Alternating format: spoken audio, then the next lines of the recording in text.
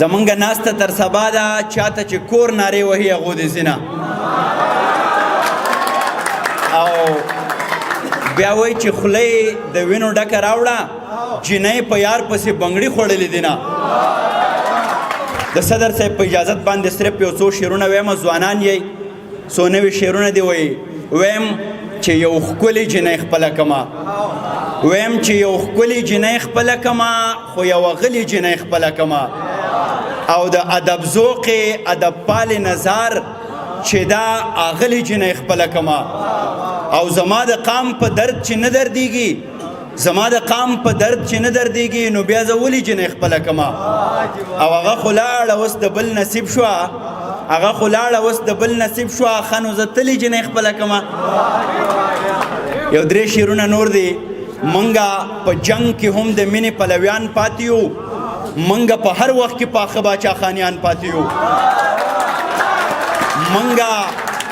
په جنگ کې هم د مینې پلویان پاتې یو منګه په هر وخت کې پاخه باچا خانیان پاتې یو او زمونږ د ملک بنیاد اوله کلمه درونو منګه د سر نه واله خپو پورې مولیان پاتې یو او زه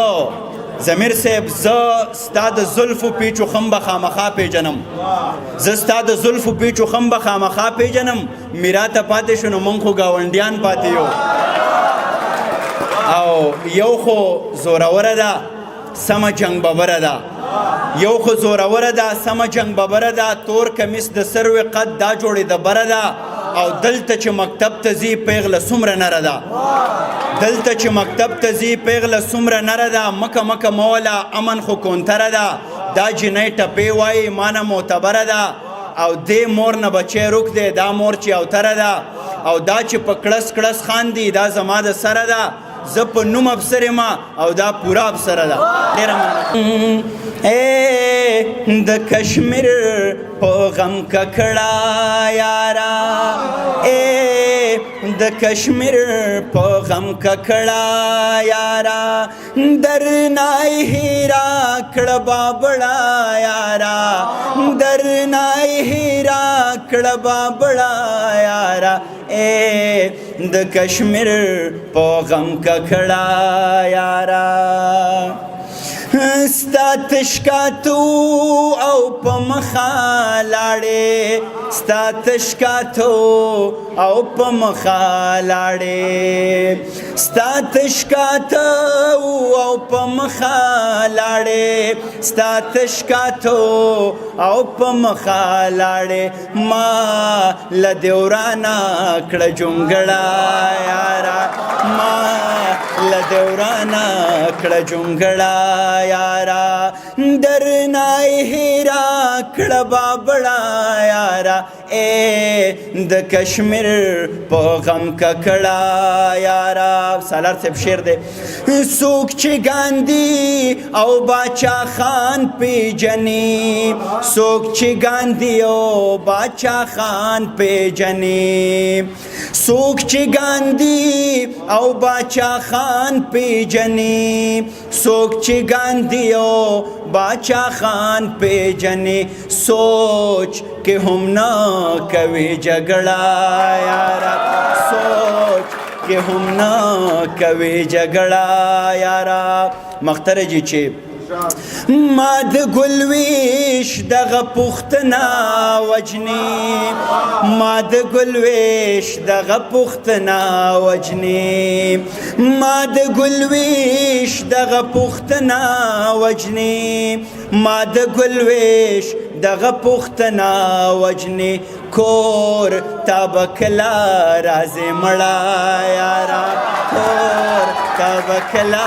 راځې مړه یاره ډېره مننه کومه خوشحاله اوسئ دا ګلویش څوک دی افسر صاحبه ګلویش څوک دی ګلویش زما ما چې چا سره کوژدن شوی ده د هغې نوم ګلویش دی او لا واده مې نه دی کړی او زه د دې یوې خبرې وضاحت کوم یو څو شعرونه مې لیکلي وو چې روان چې تر څنګه ستړی ستړی جانانه ته څنګه د بابا د کاروان غړی جانانه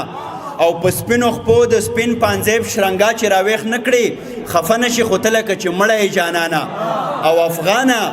افغانه دا منم چې ته زما د زړه افسرې خو ته هم ګورې بې له ما نیمګړی جانانه نو باید چې موږ ښځې هم انسانان وګڼو هغو سره مینه وکړو په هغو باندې ونه شرمېږو ځکه چې دا د علم د هنر اولنۍ غېږه ده هر سړی وایي چې زما بچی دی قابلي نو د هغه تربیت چې په کومه غېږه کې کېږي باید چې هغه غېږ هم قابلی هغه تعلیم یافتی هغه پوهی نو ځکه موږ د ګلویش نام په جار اخلو مننه افغان صاحب دوه شعره راته خپل ووایه ستا یو دوه شعرونه مې ډېر خوښ هغه راته ووایه بیا به غبرګ اجازه اخلو چې سوچ افغان راځي راځي زه په سرتوره یم سوچ جانان رازی رازی زبسر تو رایما منکه چتوان رازی رازی زبسر تو رایما زما بخمل گیڑے گیڑے زلفی فرنگو وستی چی عجب خان رازی رازی زبسر تو رایما منکی چتوان رازی رازی زبسر تو رایما د تسنس شوی پختنو د پیوستون سوک دی نور چی باچا خان رازی رازی زبسر تو رایما منکی چتوان رازی رازی زبسر تو رایما دا غټي غټي